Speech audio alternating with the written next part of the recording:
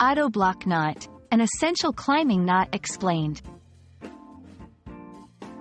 Hello, everyone. Welcome to our English language learning channel. Today, we're going to explore the meaning and usage of the phrase, Autoblock knot. This term is not only fascinating in its structure but also in its practical application. So, let's dive in and untangle the mystery of the Autoblock knot together. The Autoblock knot is a term from the world of climbing.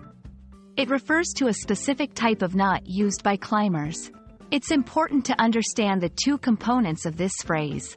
First, auto implies something automatic or self-acting. Second, block suggests a stopping or securing action. Combined, they describe a knot that automatically blocks or secures itself under tension, providing safety for climbers. In climbing, the Autoblock knot is essential for safety. It is typically used in rappelling, descending a rock face with a rope, as a backup to the primary rappelling device. This knot can tighten on the rope if the climber loses control, thereby preventing a fall.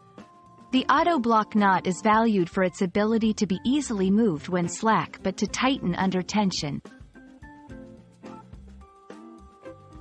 While primarily a climbing term, Autoblock knot can be metaphorically used in everyday English to describe a situation or a mechanism that automatically secures or stops something when needed.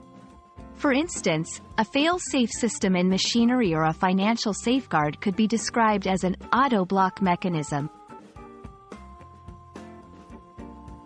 Pronouncing Autoblock knot is straightforward. Emphasize each part of the word. Autoblock knot.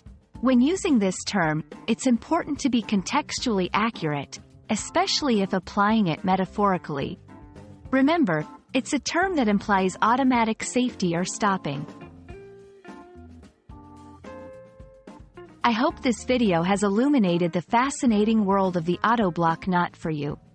Remember, language learning is not just about words, but also about the context and culture they represent.